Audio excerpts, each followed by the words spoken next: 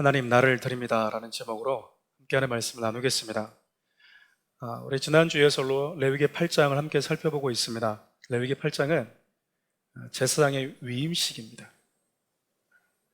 특별히 제사장으로 세움받은 자들이 어떤 절차를 거쳐서 제사장의 직무를 수행하는지, 그 과정이 저와 여러분들에게 주는 아주 귀한 메시지들이 있어요.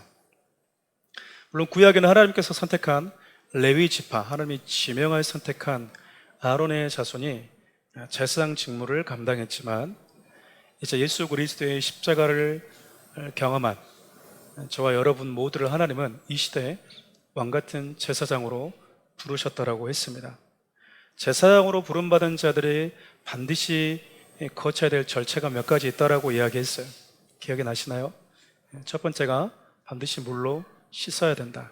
두 번째는 하나님이 주신 거룩한 옷을 입어야 한다. 그리고 마지막은 아주 독특한 향기를 내는 관유를 부음받아야 된다라는 것이었습니다. 여러분, 몸을 씻어야 된다라는 것은 내가 예수 그리스도의 보혈을 통해서 거듭난 상태를 이야기하고요, 이전의 삶과 결별하고 죄와 단절하고 죄와 싸우고 날마다 죄를 거부하는 삶으로 부름받았다라는 것이죠. 그래서 저와 여러분들이 예수를 믿는다고 할 때 예수를 믿는 과정, 그 신앙 생활이라는 것은 어떻게 해야 되는가?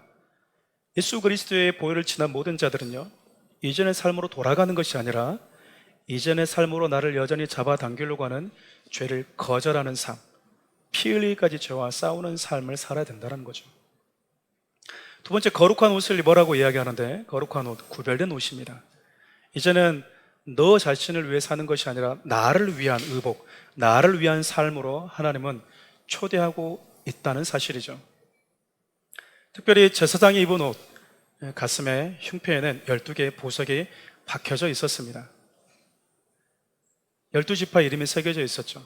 즉, 제사장으로 부름받은 자는 이제 나를 위해 사는 자가 아니라 누구를 위해 사는 자로 부름받은 거죠. 하나님의 사람, 영혼들, 하나님의 나라를 위해서 영혼들을 가슴에 품고 사는 자로 부름받은 자인 겁니다. 그 흉패 안에는 작은 우림과 둠빔이라는 돌이 들어있다고 했죠. 그 역시 나를 위해서 이제 구하는 자가 아니라 내 이웃에, 내 공동체, 내가 속한 나라 민족을 위해서 기도하는 자로 부름받았다라는 거예요. 전에는 나만을 위해서 살았다면 이제는 누군가를 위해서 사는 자로 우리 주님이 저와 여러분을 부르신 겁니다. 마지막으로 관유라는 향기나는 독특한 값진 최고의 향품으로 만든 기름을 붓도록 하셨어요. 그 기름을 부으시면서 하나님은 저와 여러분들에게 향기나는 삶을 살길 기대하셨습니다. 제사장에게 있어서 향기나는 삶이란 무엇일까요? 저와 여러분들도 마찬가지죠. 저와 여러분들께서 향기나는 삶, 그 삶은 예수님이 살아가셨던 삶의 과정을 이야기합니다. 주님이 살았던 삶의 여정, 주님이 사셨던 그 삶의 향기, 그 향기를 우리 주님은 저와 여러분들에게도 동일하게 기대하시면서 관유를 부으신 거라고 말할 수 있겠죠. 오늘 계속해서 제사장 위임식이 이어지고 있는데요, 세 가지 절차 이후에 특별히 오늘은 수송아지 하나와 2마리의 순양을 잡아서 드리는 내용이 담겨져 있어요. 특별히 속죄를 위한 수송아지, 이것을 속죄 제물로 반드시 드려야만 했습니다. 14절 말씀을 함께 읽어보겠습니다. 모세가 또 속죄제의 수송아지를 끌어오니 아론과 그의 아들들이 그 속죄제의 수송아지 머리에 안수하며, 여러분, 수송아지의 머리에 안수했다, 그걸 속죄제로 드렸다, 이 말은 아무리 제사장으로 부름받은 자들이라 할지라도 반드시 이 속죄 과정이 필요하다는 거죠. 저와 여러분들은 예수 그리스도의 속죄의 과정을 거친 자들이 아니겠습니까? 그렇죠. 동시에 제사장으로 부름받은 자들임에도 불구하고 속죄의 과정을 거쳐야 한다, 이 말은 우리의 완전한, 그리고 우리의 영원한 제사장은 누구뿐이라는 이야기입니까? 예수님 뿐이라는 겁니다. 구약에 등장하는 수많은 제사장의 모습들은요, 예수님이 어떤 분이신지, 그분이 제사장으로서 어떤 일을 행하실 것인지 우리에게 보여주는 모형과 같다고 할 수 있어요. 그러니까 수송아지를 속죄제로 드렸다, 이 부분을 통해서 우리는 불완전한 제사장이고, 우리는 제사장으로 부름받았지만 예수 그리스도의 속죄의 과정을 지날 수밖에 없는 불완전함을 가지고 있음을 뜻합니다. 우리가 잘나서 제사장이 되고 우리가 자격이 있어서 제사장으로 부름받은 자들이 아니라는 거예요. 은혜로, 주님의 십자가의 보혈로 우리가 향기나는 삶을 사는 제사장으로 부름받았다라는 의미입니다. 특별히 오늘은 제사장 위임식을 행했던 제사와 그리고 제물의 피를 다루는 방식 속에서 저와 여러분들에게 주는 영적인 의미가 무엇인지 함께 좀 하나씩 살펴보고자 합니다. 먼저 오늘 본문을 보면요, 제사장 위임식에 사용되었던 수송아지와 두 마리의 순양이 등장하는데, 첫 번째 순양은요 번제로 드려졌고 그 순양의 피는 번제단 사방에 뿌리도록 되어 있었습니다. 우리 19절 말씀 함께 읽어보겠습니다. 모세가 잡아 그 피를 제단 사방에 뿌리고, 그러니까 첫 번째 순양은 잡아서 그 피를 제단 사방에 뿌렸다고 합니다. 제단이라는 것은 번제단을 의미합니다. 짐승을 태워 죽이는 제단을 의미하는 거죠. 첫 번째 순양과 더불어서 속죄에 사용된 수송아지의 피는요, 제단 네 귀퉁이 뿔에 발랐다라고 이야기를 합니다. 15절 말씀도 함께 읽어보겠습니다. 모세가 잡고 그 피를 가져다가 손가락으로 그 피를 제단의 네 귀퉁이 뿔에 발라 제단을 깨끗하게 하고 그 피는 제단 밑에 쏟아 제단을 속하여 거룩하게 하고. 그러니까 여러분, 순양의 피는 제단 사방에다가 뿌리고, 속죄제로 쓰였던 수송아지 피는 제단 네 귀퉁이 뿔에다가 바른 이후에 쏟아부었다고 이야기해요.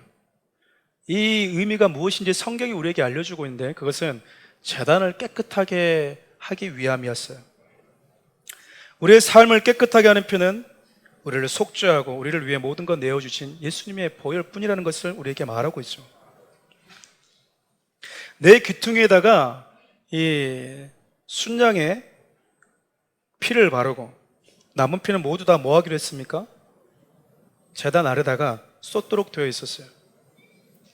그러니까 모든 피를 제단 밑에다가 쏟아 붓는 행위가 우리에게 주는 의미는, 제사장으로 부름받은 저와 여러분들은 우리 주님이 나를 거룩하기 위해서 아낌없이 모든 것을 쏟아냈던 것처럼 우리 역시 그분을 위해서 아낌없이 쏟아붓는 삶을 살아야 된다라고 말하고 있는 겁니다. 요한계시록 6장 9절 함께 살펴볼까요? 다섯째 인을 떼실 때에 내가 보니 하나님의 말씀과 그들이 가진 증거로 말미암아 죽임을 당한 영혼들이 제단 아래에 있어. 요한계시록 6장 9절 말씀 안 나옵니까? 네, 나오죠. 여러분, 하나님의 말씀과 그 증거로 말미암아 죽임당한 영혼들이 어디에 있대요? 제단 아래에 있대요. 제단 아래에 있다라는 말은 다 뭐 했다라는 겁니까? 쏟아 부었다라는 거예요.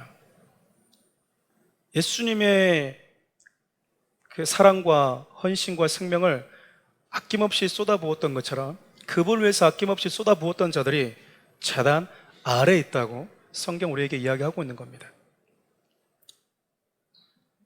제단 아래 쏟아 부어진 피가 저와 여러분들을 보호할 뿐만 아니라 그 피로 거룩하고 정결케 된 저와 여러분들을 또한 그분을 사랑하는 삶으로 하나님은 부르셨다라는 거예요.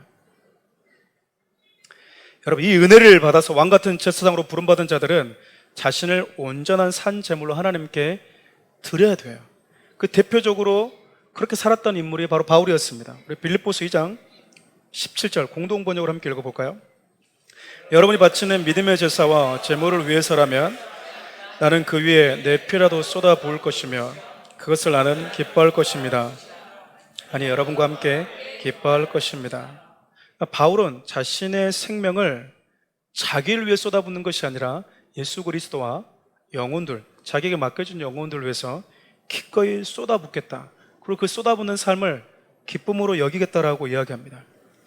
일정한 부분, 어느 부분만 내가 헌신하고 주는 것이 아니라 나의 모든 것을 주를 위해서, 내게 맡겨준 영혼을 위해서 기꺼이 아낌없이 쏟아 부어주겠다. 그것이 바로 제사장으로 부름받은 자들의 삶인 거죠. 그럼 번제에 사용될 첫 번째 순양의 피는 또 제단 사방에다가 뿌렸습니다. 여러분, 제단 사방에다가 뿌렸다. 왜 제단 사방에다가 뿌렸을까? 여러분, 이제 앞으로 제단은 제사장이 뭐 해야 될 곳이죠? 제사장이 이제 일해야 될 겁니다. 자신이 이제 앞으로 거룩한 직무를 이행할 곳이 바로 제단 사방이었어요. 그러니까 제사장이 앞으로 일할 그 직무를 행할 그 곳을 피를 뿌렸다, 이 말은 우리가 앞으로 삶에서 살아가야 되는 우리 일상, 우리 개개인이 살아가는 삶의 현장, 일터, 학교, 사무실, 평범해 보이는 우리 모든 일상을 하나님이 거룩히 하셨다라는 거예요. 여러분이 가장 많이 시간을 보내는 현장에 예수 그리스도의 보혈을 사방에다가 뿌렸냐, 그 말이에요. 그 보혈을 뿌리는 순간 그곳은 어떻게 되는 겁니까? 거룩하게 됩니다. 여러분들이 머무는 그 현장에 거룩하게 구별되게 되는 거죠. 설거지하는 그 현장도 귀찮은 게 아니라 그곳에 그리스도의 보혈을 뿌린 자들은요, 그 시간이 평범해 보이는 반복되는 일상처럼 보이지만 하나님과 만나는 예배의 현장이 되는 겁니다. 하나님은 지금 하나님과 만나는 예배의 현장으로 바꾸시기 위해서, 반복되는 우리 일상을 예배 현장으로 바꾸시기 위해서 반드시 너희들은 뭐 해야 된다고 이야기합니까? 순양의 피를 너희 사방에다가 뿌려야 된다. 스스로 이렇게 질문을 던져보셔야 되겠죠. 나는 과연 내가 살아가는 일상의 삶의 현장을 그리스도의 보혈로 뿌렸는가? 아니면 뿌리지 않았는가? 뿌린 자들은 하나님의 임재라는 책을 쓴 로렌스 형제처럼 누군가는 아주 없어 보이고 또 누군가는 아주 가볍게 여기는 그 삶의 현장조차도 예배로 바꾸는 삶이 될 것입니다. 그럼 두 번째로, 첫 번째 순양은 잡아서 번제로 드렸습니다. 이렇게. 그리고 그 피는 제사장이 앞으로 자신의 거룩한 직무를 행할 제단 사방에다가 뿌렸어요. 그리고 여러분, 두 번째 순양이 등장합니다. 두 번째 순양은 잡아다가 그 순양에서 나오는 피를 제단에다 쏟는 것이 아니라 제사장으로 세워질 자들의 오른쪽 귓부리와 오른쪽 엄지손가락과 그리고 오른쪽 엄지발가락에 바르도록 되어 있었어요. 왜 하필이면 귀와 그리고 손가락과 발일까? 엄지손가락, 엄지발가락은 손을 대표하는 거지 않습니까? 먼저 여러분, 피를 바르다, 그 말은 거룩하게 했다, 정결케 했다, 구별되게 했다는 의미입니다. 그리고 여러분, 귀에다가 피를 바른다는 것은 제사장으로 세움 입은 자들의 귀는 정결해야 되고 구별되어야 된다라는 의미를 담고 있어요. 좀 더 구체적으로 이야기하면 제사장의 귀는 이제 세상이 아니라 하나님의 말씀에 열려 있어야 된다는 거예요. 하나님의 말씀을 전하고 그분의 뜻을 들려줘야 되기 때문에 우리가 그분의 말씀에 귀가 열려 있어야 된다는 거죠. 하나님이 나에게 주신 말씀을 백성들에게 이제 가르치고 전하려면 제사장의 귀가 하나님의 말씀에 열려 있지 않고서는 불가능하기 때문에 그래요. 여러분의 귀는 어디에 열려 있습니까? 하나님의 말씀에 열려 있습니까? 아니면 여기 투자하면 대박이 나는데 여기에다가 돈이 흘러가는 걸 잘 보는 분들이 있지 않습니까? 여기다가 집을 지어야 되는데, 터가 좋은데, 여러분의 귀가 어디에 이렇게 잘 열려 있냐, 그 말이에요. 하나님은 지금 제사장으로 부름받은 자들이 가장 열려 있어야 되는 그 말씀, 하나님의 말씀과 뜻이라고 이야기하고 있습니다. 누군가는 원망의 소리가 아니고요, 정죄와 판단의 소리가 아니에요. 교회 안에 있으면서도 성도들은 어디 많이 귀가 열려 있냐면 기도하는 곳, 내가 어떤 삶을 살아야 되는지, 그리스도 안에서 나의 자신의 어떤 육신의 자아를 쳐서 복종시켜야 되는지, 그 메시지보다도 작은 어떤 불협화음에 미세하게 귀가 열려있는, 작은 그 불협화음도 잘 들리는 그곳에 귀가 활짝 열려있는 성도들이 있어요. 그러니까 들으니까 뭐 하는 겁니까? 가서 전하는 겁니다. 예. 듣고 전하는 거죠. 너 들었어? 들었어? 나는 안 들리는데, 나는 그런지를 모르겠는데, 나는 별로 그런 거 못 느꼈는데, 그 사람만 들리는 거예요. 역으로 그 귀가 하나님께 그렇게 예민하게 열려있으면 얼마나 좋겠어요. 근데 하나님의 말씀을 듣는 데는 둔한데, 다른 말을 듣는 데는 너무나 열려있는 겁니다. 하나님이 지금 제사장에게 피를 발라주면서 이제 네 귀는 누구 거다라는 거예요. 내 거다. 내가 하는 속삭임, 작은 속삭임 하나에도 귀를 기울여라. 하나님, 내 작은 신음에 귀를 기울여 주십시오라는 찬양만 하지 말고 하나님의 작은 숨소리에도 민감하게 반응할 수 있는 그 귀가 우리에게 이제 필요하다라는 겁니다. 그럼 두 번째로 하나님께서 귀에다가 피를 바른 이유가 있어요. 귀는 하나님의 말씀을 들음으로 인해서 우리의 믿음이 싹이 나는 곳이기 때문에 그래요. 우리는 보통 믿음이 보는 데서 출발한다고 이야기하는데 성경은 우리의 믿음이 듣는 데서 출발한다고 이야기합니다. 보면 믿을 것 같은데 하나님은 들어야지 믿음이 생긴다라고 이야기를 해요. 성경에 참 이 부분들이 많이 등장하는데 콕 집어서 얘기하는 구절이 있어요. 로마서 10장 17절 말씀입니다. 함께 읽어볼까요? 그러므로 믿음은 들음에서 나며 들음은 그리스도의 말씀으로 말미암느니라. 믿음은 들음에서. 무슨 말씀을 들어야 됩니까? 하나님의 말씀을 들어야 됩니다. 믿음은 보는 것에서 나오는 것이 아니라 하나님의 말씀을 들을 때 생기기 때문에 그래요. 다시 말하면 우리가 하나님의 말씀이 아니라 다른 것을 자꾸 듣게 되면 믿음을 파괴하는 것이 우리 안에 싹이 날 수도 있다는 거죠. 때문에 제사장 하나님의 말씀을 있는 그대로 들을 수 있는 귀가 필요한 거예요. 너무나 중요합니다, 여러분. 이 사실이. 하나님이 우리에게 주시는 말씀을 있는 그대로 가감없이 잘 들었던 이 대표적인 인물이 나오는데 그가 바로 고넬료입니다. 제가 여러분에게 몇 차례 소개하기도 했는데 우리 사도행전 10장 33절 말씀 함께 읽겠습니다. 내가 곧 당신에게 사람을 보내었는데 오셨으니 잘하였나이다. 이제 우리는 주께서 당신에게 명하신 모든 것을 듣고자 하여 다 하나님 앞에 있나이다. 모든 것을 듣고자 했대요. 내가 듣고 싶은 것, 내 마음에 드는 것, 내 기분에 맞는 것을 들으려고 했던 것이 아니라 하나님이 나에게 주시는 말씀은 무엇이 되었든지 다 듣고자 했대요. 그러니까 고넬료의 귀는 어떤 귀입니까? 피 묻은 귀. 우리 식으로 얘기하면 피 묻은 귀. 누구의 귀가 된 겁니까? 하나님의 귀가 된 겁니다. 하나님의 말씀이라면 내 기분이 조금 불쾌하고 내 감정이 조금 상해도 기꺼이 무엇이든지 가감하지 않고 듣겠다라는 그 귀를 가진 사람. 왜냐하면 지금도 우리가 말씀을 듣는 이 시간에도 수많은 이야기와 소리가 우리 귀를 스쳐 지나가기 때문에 그래요. 상당히 불쾌하게 목사님이 말하는 것 같지 않아? 어디서 들어서 저렇게 지금 이야기하고 있는 건가? 저렇게 어떻게 살아? 목사님이니까 그렇게 살지. 목사님도 그렇게 사나? 수많은 소리가 내 귀를 스쳐 지나갑니다. 그래서 하나님이 있는 말씀 그대로를 그대로 가감없이 받아들이지 못하게 모든 명들이 그만큼 방해하는 것이죠. 그러나 여러분, 내 기분보다 내 감정을 위로해주는 그 어떤 말씀보다 나를 살리는 말씀이 더 중요합니다. 내 기분보다 내 영혼이 더 중요하고요. 내 감정보다 생명이 더 중요하기 때문에 그래요. 요한계시록 보면 예수님께서 7교회에게 모든 말씀을 다 주신 후에 마지막에 반복해서 그들에게 당부시켰던 메시지가 있어요. 기억나십니까? 귀 있는 자는 교회들에게 하는 메시지를 뭐하라? 들어라. 들어라.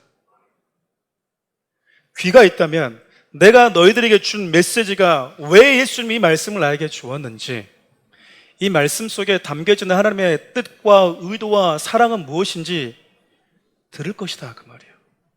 근데 들을 귀가 없으면 예수님이 직접 말해도 그냥 열받고 불쾌한 거예요. 지금 교회 상황 이런데 이 시간에 와서 이렇게 꼭 얘기하고 가셔야 되나 우리 주님이? 불쾌한 거예요. 근데 귀가 있는 교회는요, 우리 주님이 우리에게 어떤 말씀하시든지 다 들을 수 있습니다. 사랑하는 우리 교회가 이 귀를 갖는 교회가 되길 바라요. 귀와 더불어서 오른쪽 엄지손가락과 오른쪽 엄지발가락에도 피를 발라야 된다라고 이야기합니다. 손은 행실을 의미하잖아요. 발은 우리의 삶의 방향을 이야기합니다. 그러니까 쉽게 얘기하면 손과 발에 피를 발라라, 그 말은 우리의 삶을 다 하나님께 드려라. 네가 하고 싶은 대로 살지 말고, 네가 가고 싶은 대로 가지 말고, 주님이 너를 통해서 하고 싶어하는 삶, 주님이 너를 통해서 가고 싶어하는 그곳을 가는 자가 제사장이라는 거예요. 여러분이 지난주에 살펴봤던 것처럼 제사장은 아주 화려한 옷을 입습니다. 그런데 옷은 화려한데 신발은 없어요. 참 독특하죠. 예수님이 모세를 이스라엘 백성들 가운데 보내실 때도 뭐부터 벗으라고 말했냐면 너 신발부터 벗어라라고 이야기했어요. 네가 가고 싶은 대로 네가 살았는지 모르겠지만, 네가 하고 싶은 대로 살았는지 모르겠지만 이제는 아니야 라는 거예요. 존귀한 자로 부름받고 화려한 제사장의 의복을 입었다 하더라도요, 제사장은 내가 가고 싶은 곳으로 가는 존재가 아닙니다. 하나님이 가길 원하는 곳, 하나님이 이끄시는 곳, 그곳으로 가는 자가 바로 제사장이에요. 한마디로 말하면 우리 주님은 머리부터 발끝까지 이제 너는 내 것이다 라고 얘기하고 있는 거예요. 요한계시록 1장 3절 말씀 함께 읽어볼까요? 이 예언의 말씀을 읽는 자와 듣는 자와 그 가운데에 기록한 것을 지키는 자는 복이 있다. 말씀을 읽는 자, 그리고 말씀을 듣는 자, 그것을 지켜 행하는 자가 복이 있다라고 이야기합니다. 사랑하는 우리 교회 성도 여러분, 하나님의 말씀을 가감하지 않고 듣는 거 실력입니다. 내가 듣고 싶은 건 듣고 내가 취하고 싶은 것만 취하고 나머지는 버리는 것은 여러분 실력이 아니에요. 그거는 겸손함도 아닙니다. 그것은 하나님을 아는 자라고 할 수도 없습니다. 하나님의 나를 가장 잘 아시고 나에게 선하시고 나를 사랑하시는 분이라는 이 믿음을 갖게 되면 우리는 하나님의 말씀을 하나도 땅에 떨어뜨리지 않을 수 있어요. 처음 제가 사랑하는 우리 교회를 시작할 때 사랑하는 우리 교회 성도님들에게 부탁했던 것들이 있었어요. 근데 그것이 너무나 잘 이행되고 지켜지고 있어서 개인적으로 목사로서 참 감사합니다. 그것이 무엇이었냐면요, 여러분, 제가 하나님의 말씀을 가감없이 전할 수 있도록 여러분이 저를 좀 도와주십시오. 부교육자였을 때는 조금 이렇게 좀 심하게 얘기하면 저한테 맡겨진 성도가 아니잖아요. 언젠가 떠날 건데. 그러니까 여러분 그렇게 살면 안 됩니다 라고 막 이렇게 일써서 외쳤어요. 그리고 그것이 맞다고 생각했습니다. 근데 지금 와서 생각해보니 저 같은 목사를 담임 목사님 참 싫어하셨겠구나. 왜냐면 여러분, 담임 목사가 되니까요, 이 성도가 잘못된 길 가고 있어도 누가 잘못된 길로 가고 있다고 말하는 게 제가 싫은 거예요. 이해되십니까? 내 자식이 잘못하고 있는데 그게 내 눈에 보이지만 다른 누군가가 당신 자식이 왜 저러라는 말을 듣기 싫은 것과 똑같더라고. 참 신기하더라고요, 이게 여러분.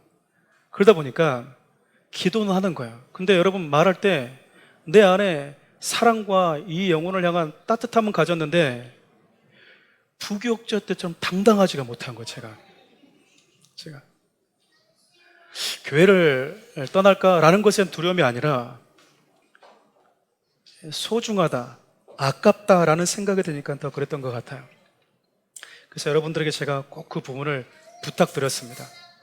근데 여러분들이 그 부분을 너무나 잘 지켜주고 또 저를 도와주고 있으셔서 여러분께 진심으로 감사드리고 싶어요. 베드로는 이렇게 얘기합니다. 너희들이 말을 할 때 이렇게 해라, 너희들이 봉사할 때는 이렇게 해라 라고 이야기하는데, 베드로전서 4장 11절을 우리 표준 세번역으로 함께 읽어보겠습니다. 말을 하는 사람은 하나님의 말씀을 전파하는 사람답게 하고, 봉사하는 사람은 하나님께서 주시는 힘으로 봉사하는 사람답게 하십시오. 그러면 하나님께서 모든 일에 예수 그리스도로 말미암아 영광을 받으실 것입니다. 영광과 권세가 영원 무궁하도록 그에게 있습니다. 아멘. 하나님께 내 모든 것을 내어드려서 그분이 원하시는 것을 말하고 그분이 우리에게 들려주는 것을 전하고 하나님이 나에게 원하시는 삶을 살아내는 성도들. 여러분, 성도의 아름다움 여기서 나오는 거예요. 내가 가고 싶은 곳으로 가고 내가 하고 싶은 것을 하는 데서 나오는 게 아니고요. 성도의 진정한 아름다움, 왕같은 제사장을 부름받은 자들의 진정한 아름다움은 내 삶을 통해서 주님이 드러나는 것에서 나온다는 겁니다. 마지막 한 가지만 더 여러분 살펴보고 싶어요. 오늘 본문을 보면 독특한 장면이 하나 등장합니다.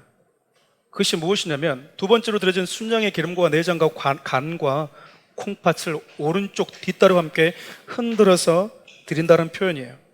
29절 상반절을 보면 가슴 부위를 흔들어서 드려라 라고 이야기를 합니다. 29절 상반절 함께 읽어볼까요? 이에 모세가 그 가슴을 가져다 여호와 앞에 흔들어 요제를 삼았으니. 여러분, 레위기에는 5가지 제사가 등장하죠. 번제, 소제, 화목제, 속건제, 속죄제. 그리고 제사 드리는 방식에 있어서 3가지 방식이 있습니다. 하나는 화제, 하나는 거제, 하나는 요제입니다.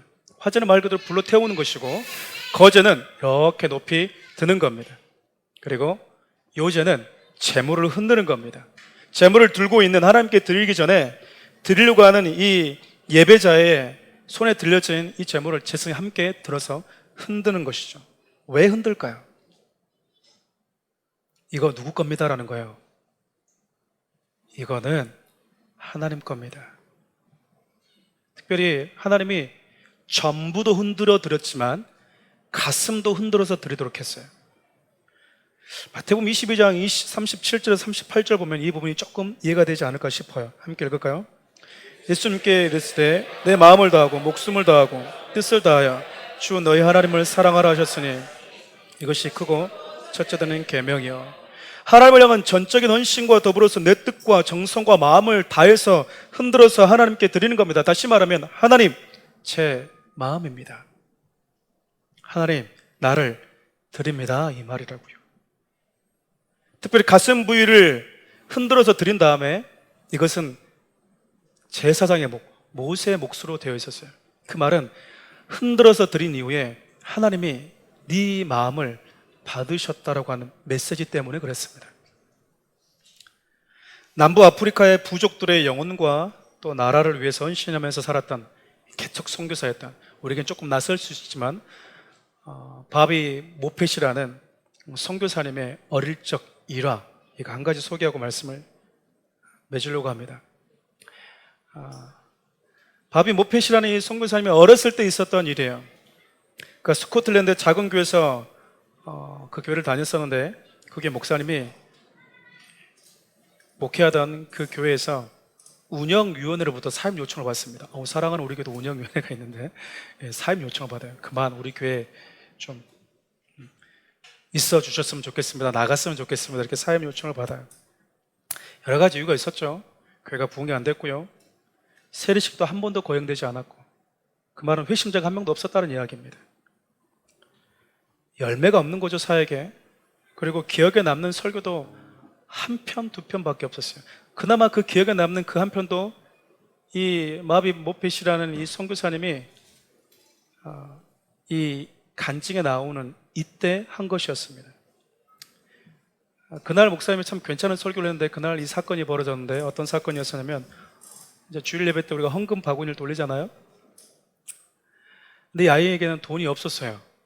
그러니까 뭘 했을까요? 헌금 바구니를 땅바닥에 놓고 그 안으로 들어가는 거예요. 그러니까 사람들이 뭐 했을까요? 어른들이 너 뭐 하냐고, 지금 예배를 방해한다고.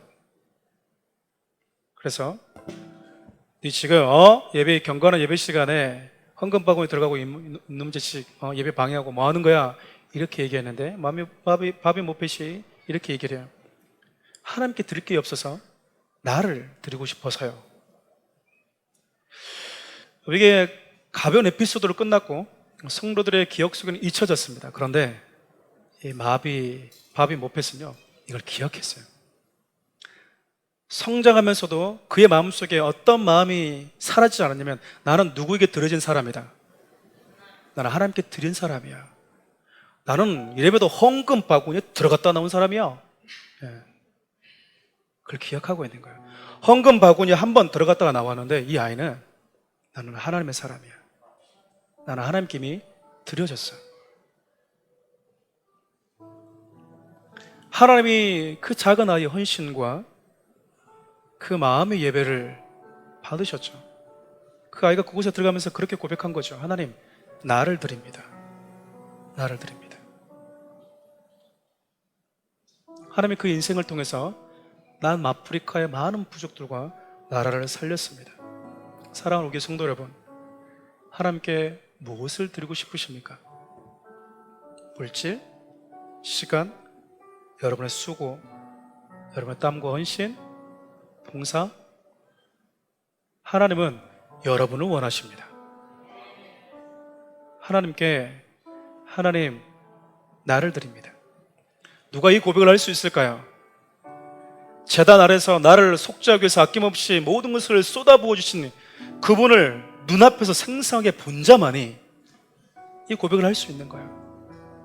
주님이 나를 위해서 사셨구나, 그분이 나를 위해서 모든 것을 아낌없이 내어주셨구나라는 이 사실이 믿어진 자가 하나님께 나를 드릴 수 있는 겁니다. 이제 우리는 살아가는 모든 일상에서 평범해 보이는 우리 일상에 그분을 초대합시다. 누군가 보기에는 볼품없어 보이고 기억도 하지 않는 반복되는 지루해 보이는 그 일상을 여러분의 거룩한 직무를 행하는 곳으로 바꾸십시오. 그리고 주님이 주시는 그 말씀을 가감없이 받아들이고 주님이 주시는 그 말씀대로 행하고 그분께 나를 드리는 아름다운 삶, 그 삶을 저 여러분들 뿐만 아니라 사랑하는 우리 모든 성도들이 그렇게 살아가기를 주님의 이름으로 축복드립니다. 그 마음을 담아서 이 찬양을 함께 주님께 올려드리겠습니다. 내가 무엇을 가지고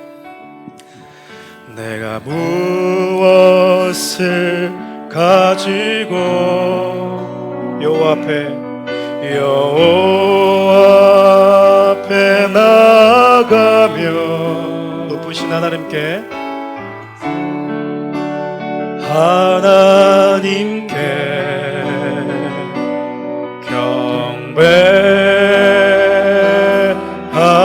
경배할까. 사람아 주께서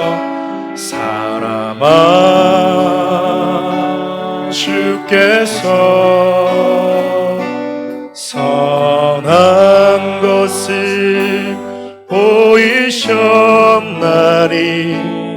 여호와께서 내게 구하시는 것을 공의를 행하고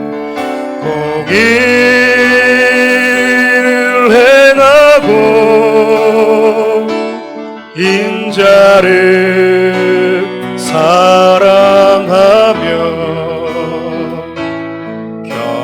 겸손히 내 하나님과 함께 행하는 것이라. 내가 천천의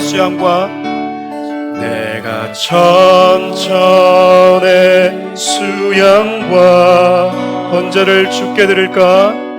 헌제를 주께 드릴까? 내 몸에 열매로서 주께 바칠까? 주께 바칠까? 사람아 주께서 선한 것을 보이셨나니 여호와께서 내게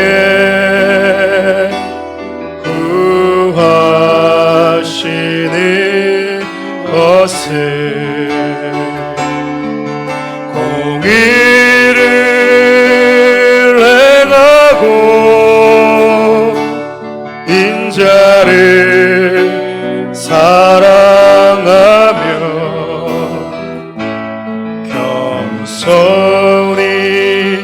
내 하나님과 함께 행하는 것이라. 기도합시다. 항상 우리 주님은 저와 여러분들에게 시범을 보여주시는 것 같아요. 자, 내가 너를 위해서 어떻게 사는지, 내가 너에게 무엇을 주는지, 내가 너에게 아낌없이 어떻게 주는지, 그것을 먼저 보여주신 다음에 우리에게 말씀하세요. 너의 모든 것을 나에게 드릴 수 있겠느냐.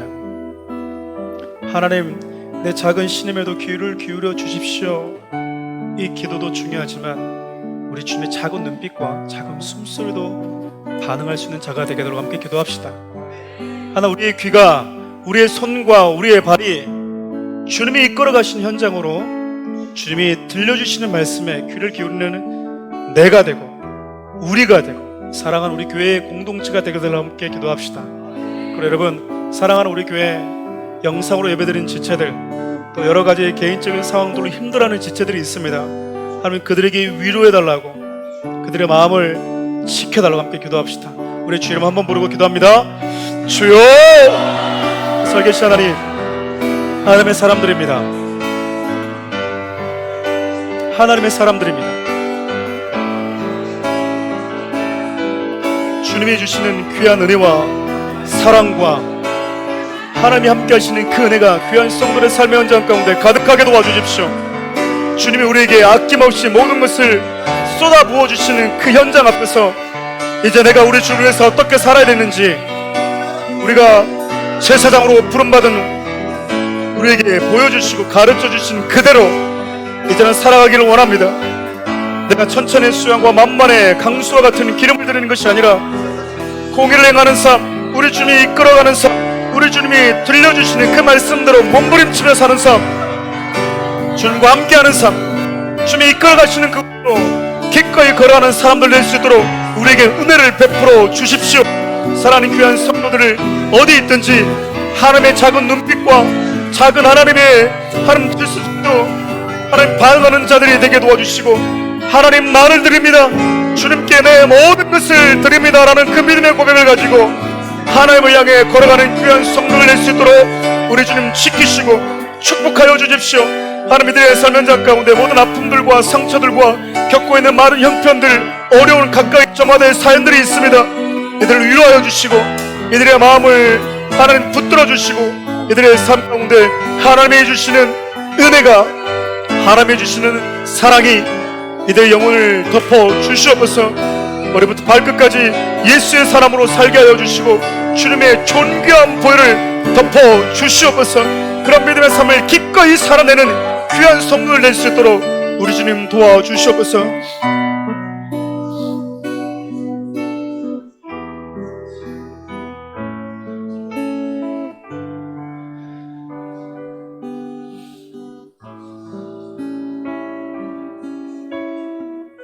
하나님,